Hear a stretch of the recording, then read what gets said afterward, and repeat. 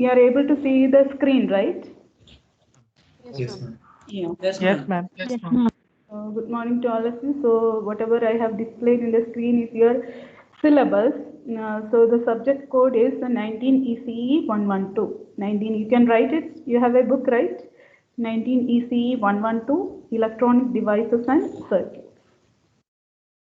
Electronic devices and circuits. So any course if you take, it has some course objectives. So, with respect to this subject, the course objectives are after by studying this subject, you should be in a position to analyze and design and describe diodes, BJT, MOSFETs. Okay, so the course objectives of this subject are to introduce basic semiconductor devices, their characteristics and applications, then to understand, analyze and design of simple diode circuits, and to learn the analysis of PN junction diode at circuit level and its role in the operation of diodes and active devices. These are the course objectives, and every subject will be having course outcomes. Course outcomes is after studying the subject, okay, what you understood from that. Okay, so after studying this subject, you should be in a position to analyze first CO. This is CO, course outcomes. So it has, this subject has 4 CO, CO1, CO2, CO3 and CO4. So after studying the subject, you should be in a position to analyze PN junctions in semiconductor devices under various conditions. You should be in a position to design and analyze simple rectifiers and voltage regulators using diodes. These rectifiers and regulators are the applications of the diodes. And CO3, you should be able to describe the behavior of special purpose diodes. So in addition to PN junction diode, you have special purpose diodes like Schottky diode, tunnel diodes and all. So you should be in a position to describe its behavioral characteristics of those special purpose diodes. And the last course outcome is you should be able to design and analyze symbol BJT. What is a BJT and what is MOSFET? Bipolar junction. Bipolar High junction. junction Bipolar junction. Bipolar junction transistor. transistor and metal oxide semiconductor field effect transistor. So that is the last CO. So if you know the diodes and its behavioral characteristics, then BJT is two diodes connected back to back. So it will be easy. If you know the characteristics of BJT, then the MOSFET characteristics also, it is similar, only the terminals and all, there is a slight variation. Okay, so these are the 4 course outcomes of this subject. You'll be studying about the PN junction under various conditions.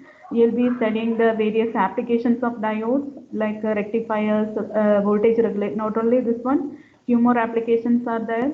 Then you will be able to describe the behavioral characteristics of special purpose diodes, and you'll be able to design and analyze BJT, bipolar junction transistors, and MOSFET, metal oxide semiconductor field effect transistors. So these are the course outcomes of this EDC. Okay, and COPO mapping, that is each course outcome is mapped into the program outcome. So this and all anyway not required now, later I'll explain. So the syllabus is divided into how many units? 3 units. In the first unit, you will be studying diodes and its applications. So first we'll start with the revision of semiconductor basics and also the networks. I hope you have studied basic electrical engineering in the first semester. Am I right?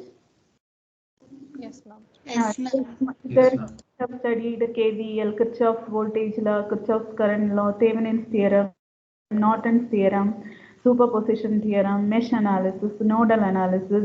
So all those things you have studied in electrical engineering, right? Yes or no? Yes, ma'am. Yes, ma'am. Yes, Yes, ma'am. ma'am. So we will be requiring those concepts and those theorems in solving the numericals based on electronics also. So review of network. Anyway, one more subject is running, right? Electrical network. So there also we'll be studying everything with respect to dependent sources and all. And we'll start our subject with the introduction of this semiconductor basics. So explain the syllabus. After that, I'll start with the review of semiconductor basics. So we'll be starting this with the diode. So first we will understand what are the characteristics of ideal diode. Ideal diode, yes? I'm sorry for interrupting. Ma'am, is there any preferable book for all the three subjects, ma'am? EDC, AC and LIC, ma'am? Let me explain. Let me come to that. Please wait, okay? Okay, ma'am. So first we will start with the ideal diode. So ideal diode means the drop across the diode, that is voltage drop across the diode will be equal to 0. That is ideal diode. So we'll understand the characteristics of ideal diode. Then we'll move ahead with the PN junction diode. So PN junction is diodes is with respect to the semiconductor diode. So you'll be having silicon as well as germanium. So you might be knowing what is the cut-in voltage of silicon? Cut-in voltage. 0.7. Absolutely right. And what about germanium? 0.3, ma'am. 0.3. So ideal diode means the drop across the diode will be 0. But this PN junction diode, if it is a silicon, it has a cut-in voltage of 0.7 volt, and if it is a germanium, it will be having a cut-in voltage of 0.3 volt. So after understanding ideal diode, we'll try to learn about the terminal characteristics of junction diodes. So there we will study what is the biasing, and there is the forward bias, reverse bias, as well as the breakdown operation. So how the PN junction diode operates in all these three modes of operation, that is forward bias region, reverse bias region, and in breakdown region.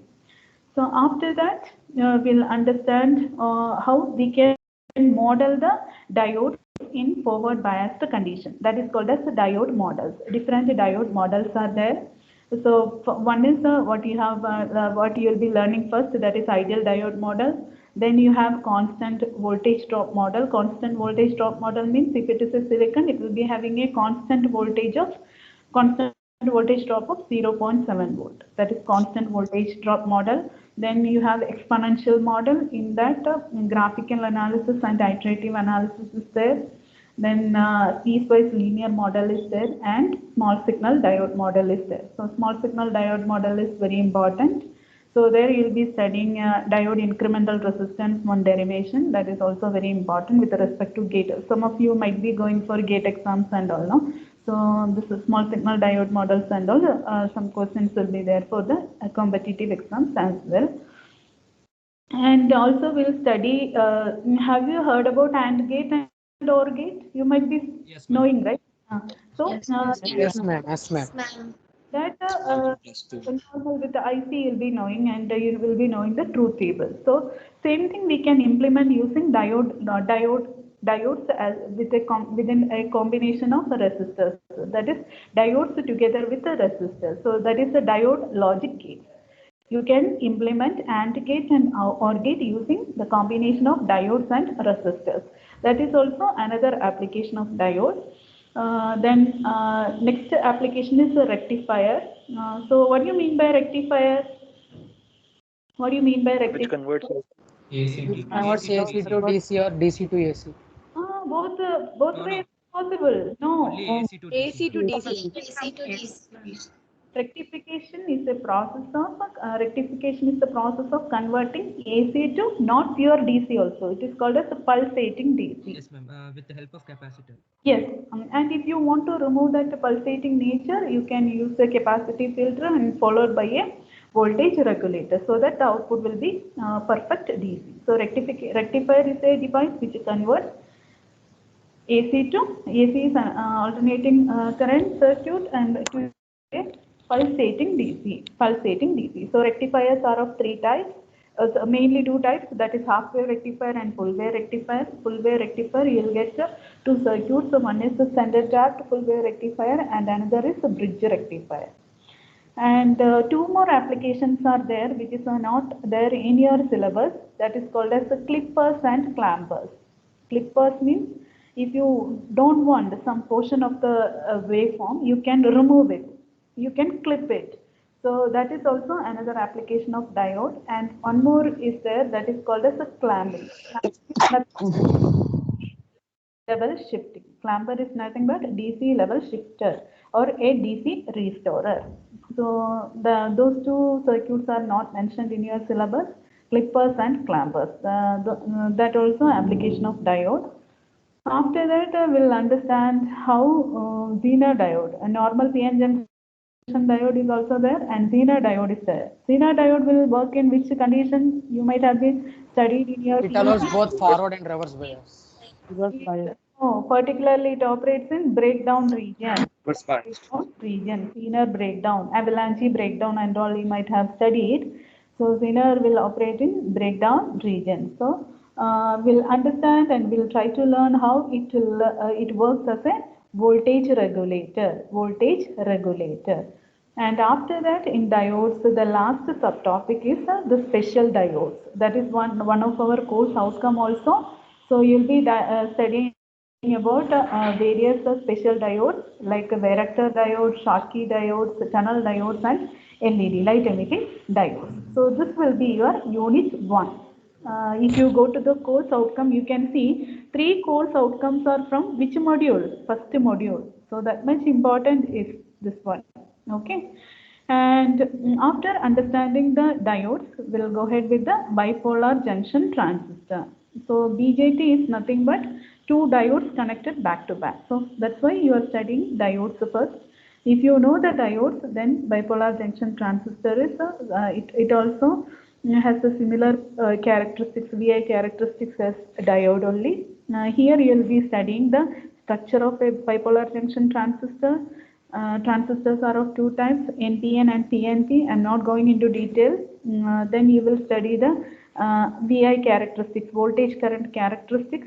Then most important here is the biasing. You'll understand why biasing is required. What are the types of biasing available? Okay, and here you have fixed bias circuits. It has some drawbacks. So how to overcome that, and also what is the significance of small signal model of a BJT. Whatever you are studying here in unit 2, you will study in unit 3 also, but with respect to not BJT, with respect to MOSFET. Okay. So, and both the BJT and MOSFET has 2 important applications. Both can be used as amplifier and as a switch. These 2 are the important applications of this transistors, both the bipolar junction transistor and metal oxide semiconductor field effect transistor. And you have asked, which is the textbook you have to follow for EDC, AEC, and LIC. It is called as the Bible Microelectronic Circuits by Adela Sedra and Kenneth C. Smith. Here it is mentioned the 7th edition, but 7th edition is not as per this unit module wise. So I have we are following 6th edition. 6th edition is as per year syllabus. So I have posted I have uploaded the textbook in the class materials. Did anyone check class materials? Yes, ma'am. Yeah, I have uploaded the textbook. Same textbook you have to follow. Okay. So microelectronic circuits by Adela Sedra and Kenneth C. Smith is the textbook you have to follow for all the 3 subjects. Okay. That is EDC, AEC, and LIC. And here, see, I told clippers and clampers. Anyway, it is not included in your syllabus. So for that application as well as for special diodes, we'll be referring this book. That is Robert L. Boylsted and Louis Nashevsky, Electronic Devices and Circuit Theory, 11th edition. So that special purpose diodes also, I will provide the materials.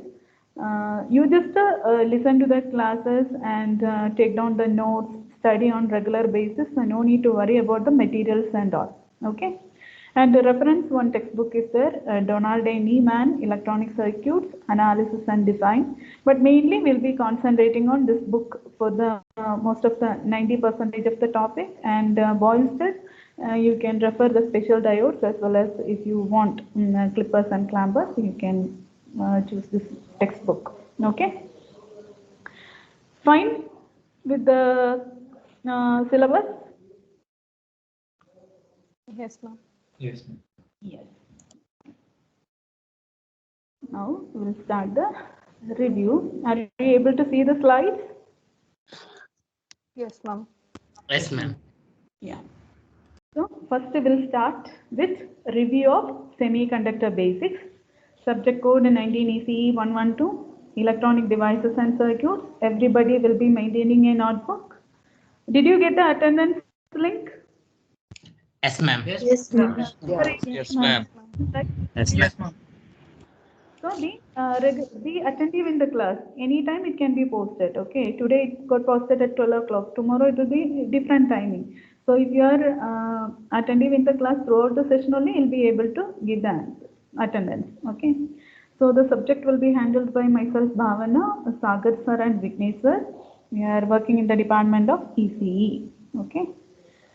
So let me start with the semiconductors. So any answers? What do you mean by a semiconductor?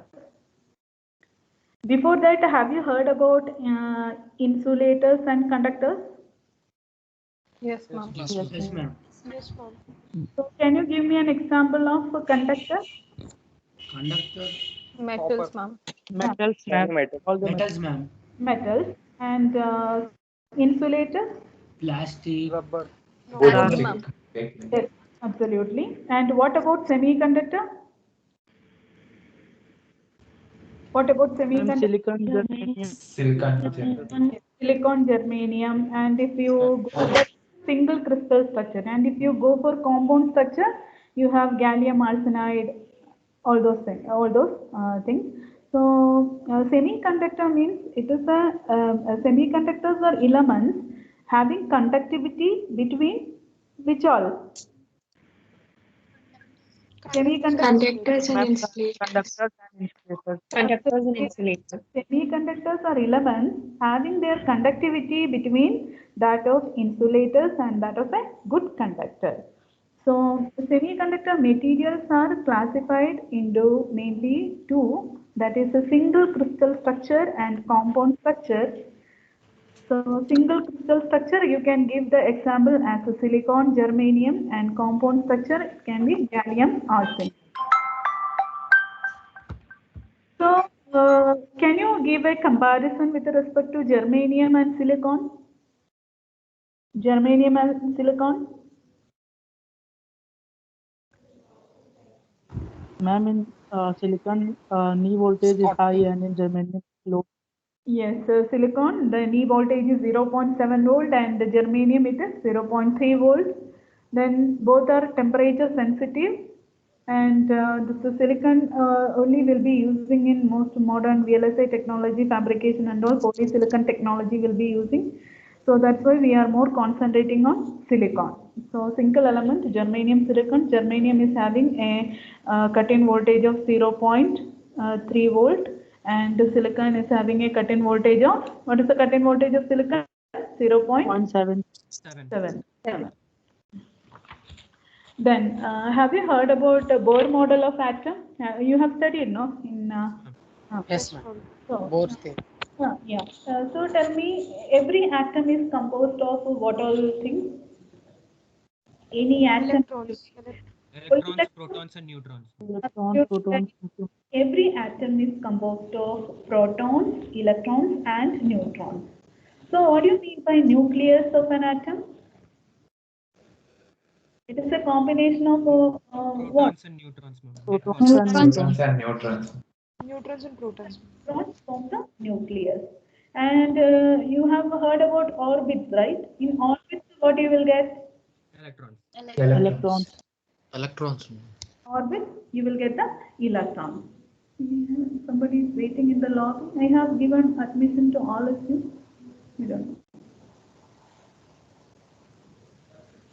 Okay. We are discussing about a semiconductor. So mainly silicon. So anybody can give the answer for what is the atomic number of silicon? 14. 14. 14. What do you mean by valence electron? Unpaired The electrons. outermost ma'am. electron. Unpaired. Outermost electrons. Yeah. Electrons in the vacuum. Electron present in the outermost shell, whatever electrons present, that is called as valence electron. So atomic number of silicon is 14. So what is the first orbit? How many electrons can be accommodated? 2. 2. Two. Second, 2. 1 is 2. second one. 8. 8. So 8. left. So 2 plus 8 is 10. Remaining atomic number is 4 14. valence electrons. So how many valence electrons are there for silicon? 4. 4. Four, ma'am. 4. So have you studied about the bonding, covalent bonding, ionic bonding and all? Yes. Yes, ma'am. Yes, ma'am. Yes, ma'am. Yes, ma'am. Yes, ma'am. 4 valence electrons. So in order to complete the octet, which bonding it will prefer? Which Covalent. Covalent. Covalent bonding, ma'am. Covalent bond. bond? Sharing of electrons. Okay. So now tell me, what do you mean by intrinsic silicon or intrinsic semiconductor? Pure silicon, ma'am. It is a It's a silicon. Pure silicon. Pure silicon. Without any Semiconductor impurities. Without without any impurities. impurity. Okay. And what do you mean by an extrinsic semiconductor? Doped with When it is pentavalent doped or with bivalent. A terminology called as doping. What do you mean by doping? adding of Adding of impurities, ma'am. Process of adding impurity is known as doping. So by doping, you can get two types of semiconductors. One is a P type and another is N type, right? Yes, ma'am. Yeah. So Yes, ma'am. intrinsic semiconductor is the semiconductor in its purest form. So you can see 4 valence electrons are there for each atom. So it will go for covalent bond, that sharing. So this it can share and form the P-type semiconductor or N-type semiconductor. So what happens here is, at a low temperature, what happens? All the covalent bonds will be intact, and there won't be any electrons available for the flow of conduction. So if there is no electron movement, will there be any current flow? No, ma'am. No, No, ma'am. ma'am. This is important. At low temperature, all covalent bonds are intact and there won't be any electrons available for conduction. Since there is no electron, there won't be any current flow also. That means the conductivity is 0. But at room temperature, what happens is, some of the covalent bonds break.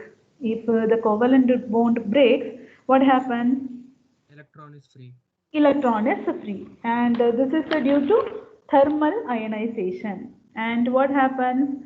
Due to this, the electron leaves its parent atom and a positive charge equal to magnitude of electron charge is left with that parent atom.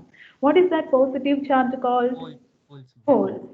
So an electron from a neighboring atom may be attracted to this positive charge, leaving its parent atom. So that is what is shown here. You can see. So at a low temperature, all the covalent bonds will be intact. There won't be any electrons and there won't be any current conduction. But at room temperature, some of the covalent bonds broke due to thermal ionization, and electrons will be left free, and this electrons leaves its parent atom and a positive charge equal to the magnitude of electron charge is left with the parent atom, and it will combine with this one, that is positive charge. What is that process called? Combining. What is that process called? I hope Recombination, ma'am. yes, you studied all this in physics, right? Yes, ma'am. Last Yeah. time. Yes, ma'am. Not going into detail, you know everything, just I am revising it. So this process of combination, that is called as recombination. That is, electrons and free holes and free electrons moves and cause recombination. So charge of a hole will be equal in magnitude of the charge of the electron. And what about the current conduction? It will be opposite to that of electron flow, or it will be Opposite to the flow, ma'am. yes, and it will be opposite to that of electron flow and same as that of the whole flow, right? No? Yes, ma'am. Then, so this covalent bond breaking and all happens due to thermal ionization. So this ionization rate is there, that is a function of temperature, and in thermal equilibrium condition this recombination rate is equal to ionization rate. So ionization rate is also known as the generation rate. So in thermal equilibrium condition the recombination rate will be equal to ionization rate. So here you have the concentration profile.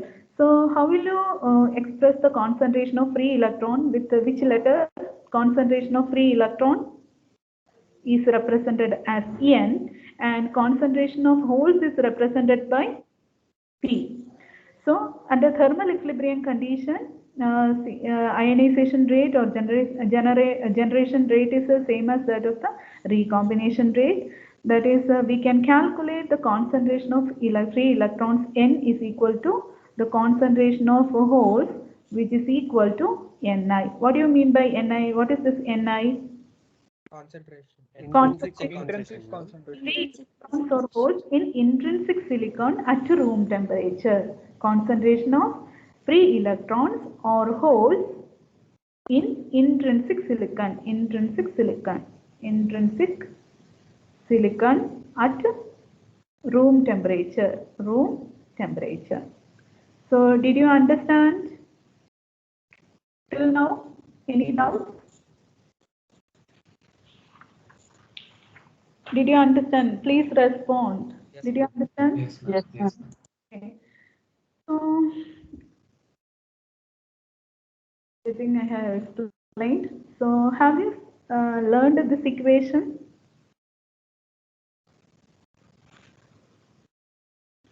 You may take down at an absolute temperature T,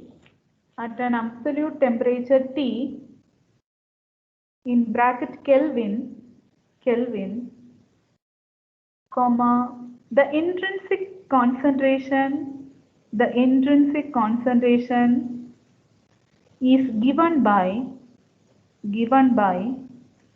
Ni is equal to Bt cube, Bt 3 by 2 e power minus Eg by 2 kT.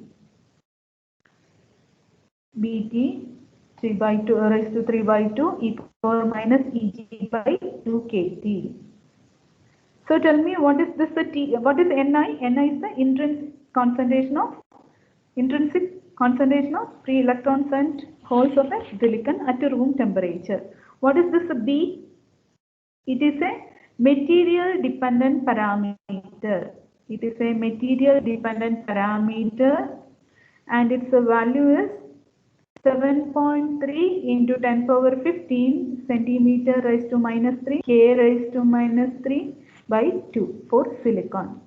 So you may note down Ni is equal to Bt raised to 3 by 2 e power minus Eg by 2 kT, where Ni is the intrinsic carrier concentration of silicon at room temperature. B is a material dependent parameter and its value is 7.3 into 10 power 15 centimeter raised to minus 3 K minus 3 by 2 for silicon. What is this K? What is this K? Boltzmann constant. Boltzmann Constant. Boltzmann constant is this K. Kelvin. Unit, Kelvin, it is Kelvin. Okay, this is the Boltzmann constant. Okay, now what is this a T? What is this a T? Temperature. Temperature in degrees Celsius. Kelvin. How will you In convert Kelvin. Kelvin to degree Celsius? And Minus 270. Minus 270. Minus 273. minus Plus, ma'am. Yes, Ma'am, ma'am. plus Plus 273 100 degrees would be equal to 373 Kelvin. yeah. So what is this Eg? The energy gap, Band ma'am. gap. Energy gap. Band- Energy Band gap energy. Band gap energy. And for silicon, it is 1.12. What is this EV?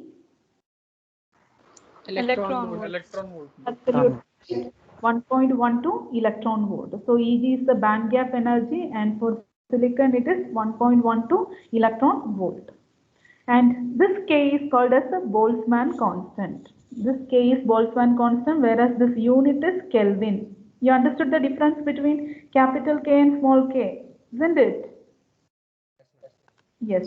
So K is the Kelvin and this K is the Boltzmann constant. You can convert the Kelvin to degree Celsius by adding 273 degree Celsius. So K2 by 2 K into T, where K is the Boltzmann constant and its value is 8.62 into 10 power minus 5 electron volt per Kelvin. So this is important with respect to semiconductors. The intrinsic carrier concentration of silicon Ni is given by Bt raised to 3 by 2 e power minus Eg by 2 kT, where Na is the intrinsic carrier concentration of silicon at room temperature. B is a material dependent parameter. T is the temperature in Kelvin. Eg is the band gap energy, and K is the Boltzmann constant. So clear for you? Yes, ma'am. Yes. Yes, ma'am. Yeah. Now we'll these things and all we know. Now we'll come to the extrinsic semiconductors. So you can see a question: why can thermal generation not be used to effect meaningful current conduction? Answer is silicon crystal structure described previously is not sufficiently conductive at room temperature, and also this dependence on temperature is not desirable. So this problem can be solved by doping. So what do you mean by doping? The process of Adding impurities. Adding impurity. and impurity. So you can add two types of impurity. One is the trivalent impurity and another is pentavalent impurity, right? So if you add a trivalent impurity, which semiconductor you will get? Type, ma'am. P-type. P-type. P-type. P-type. Is different P-type semiconductor and N-type semiconductor.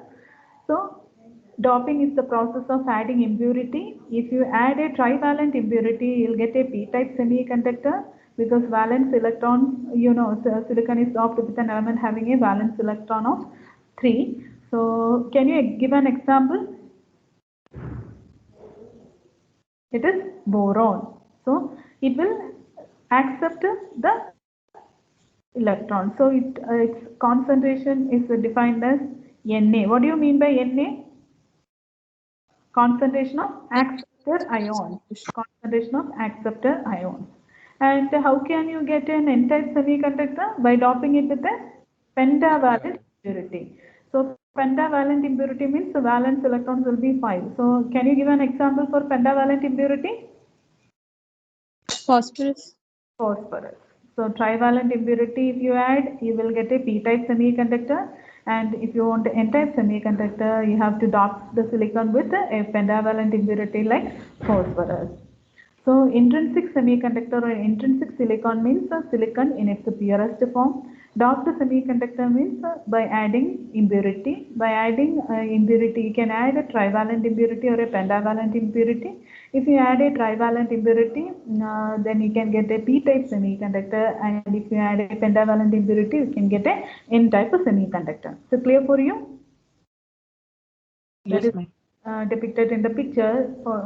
See, this is trivalent impurity adding. So, and here it is pentavalent impurity. So with a valence electron, so 5 electrons. So we can get N-type semiconductor and P-type semiconductor. So if any differentiate between N-type and P-type semiconductor structure you can draw, and you can give this explanation as well. Boron, by adding boron, you'll get a P-type semiconductor. By adding a pentavalent impurity phosphorus, you can get an N-type semiconductor. So, NP means, what do you mean by NP? Concentration of moles, ma'am. Concentration of Holes. holes. PN? Electrons concentration. So, here P-type semiconductor, what are the majority charge carriers, and N-type semiconductor, what are the majority charge carriers? P-type majority carriers are Holes. majority charge carriers are Holes, ma'am. Holes, ma'am. holes, and minority charge carriers are Electron. Electron. minority charge carriers are electrons. Whereas in N-type majority charge carriers are electrons Electron. and minority charge carriers are Take question, differentiate between N-type semiconductor and P-type semiconductor. You can give the explanation, right? Structure of the P-type and N-type semiconductor, then how we can get a P-type and N-type semiconductor, and what are the majority and minority charge carriers with P-type and N-type semiconductor. That way you can differentiate the N-type and P-type semiconductor. Now, tell me, if electron movement is there, definitely current will flow, right? So you might have studied two mechanisms for which the current conduction can happen. Can you name it? Two mechanisms for current conduction we have studied in physics. Can you name? Drift and diffusion. Absolutely right. It is the diffusion and drift. So what do you mean by diffusion? Even in chemistry also we are studying diffusion. What do you mean by diffusion? Diffusion is Spreading of charges. yes. Movement of charges from higher concentration to lower concentration. So to take the concentration of electrons higher at one side and lower at another side. So due to this diffusion process, the electrons will move from a region of higher concentration to a region of lower concentration, and the current will flow opposite to that of electron flow. So that current is called as the diffusion current, and we'll denote it as ID. And this diffusion is due to minority charge carriers or majority charge carriers. Majority. Charge carriers. So diffusion is nothing but random motion due to thermal agitation. Diffusion is nothing but random motion due to thermal agitation. Diffusion and drift are the two mechanisms in which electrons and holes move through a silicon crystal. Okay. So diffusion is nothing but random motion due to thermal agitation. It is due to majority charge carriers. So in a silicon, we will be having uniform concentration of free electrons and holes, and that random motion will not result in a net flow of charge, or net flow of charge is nothing but current. So what we will do is, by using some mechanism, we can make free electron concentration higher in one part and lower at the other part. So electrons will diffuse from a region of higher concentration to a region of lower concentration, and this diffusion process will result in a net flow of charge, which is called as diffusion current, and it is indicated by ID. So it is shown here, diffusion process. Okay, so we'll make the concentration of free electrons higher at one part and lower at another part. So the electrons will diffuse from a region of higher concentration to a region of lower concentration, and this will result in the net flow of charge. Net flow of charge is nothing but current, and that current due to diffusion process is known as diffusion current. Is it clear for you, diffusion? Yes, ma'am. Yes, ma'am. Now tell me, what do you mean by carrier drift or drift current? Do you have to apply something externally? Yes, ma'am. No, External Yes, ma'am. electric field. External electric. Field. You have to apply External electric. field. So carrier drift occurs when an electric field is applied across a piece of silicon. So carrier drift, see in diffusion and the drift process, there are lot many equations and all there. So if you want, you can go through the basics of this one. You can go through the equations and all. Even in Sedra and Smith also, there is a chapter, in diode chapter, you can see all these equations and all. Okay. Whichever equations are required while discussing BJT, that time I'll explain. Okay. So here just you have to understand the review, how what all things are happening, and how that bonding, sharing, all those things you should know. So carrier drift occurs when an electric field is applied across a piece of silicon. So it is due to the application of external electric field. So free electrons and holes are accelerated by the electric field and acquire a velocity component, right? Yes or no? What is that velocity called? That velocity is called as drift velocity. And for holes, that Vp drift is equal to mu p into E. What is this mu p? What is this mu? It is Mobility, ma'am. Drift mobility, ma'am. in semiconductor, mu represents mobility, and D represents diffusivity, mobility and diffusivity. So Vp drift due to holes, it is mu p into E, where E is the applied electric field and mu p is the mobility of holes, and Vn drift is equal to minus mu n into E. Why that minus? Why this negative sign? It is in opposite direction. That's why. ma'am. Opposite to direction. ma'am. It is due to electron flow. It is the electron mobility. So the current conduction happens opposite to that of the electron flow. So that is why that minus sign. So that is depicted in the figure with the application of electric field. The current conduction happens and diffusion also. These are the two mechanisms in which the current can flow. That is the diffusion and drift. Diffusion and drift. And this is the physical structure of a PN junction. So it will be having a P-type silicon and N-type silicon with metal contacts for protection, and it has two leads, anode which is a positive lead and cathode which is a negative lead. So in P-type silicon, the majority charge carriers are holes. Holes is Holes. the positive side, and in N-type, majority charge carriers are electrons. Will indicate with minus. So is this clear for you till this? Yes. Yes, ma'am. Yeah. Yes, ma'am.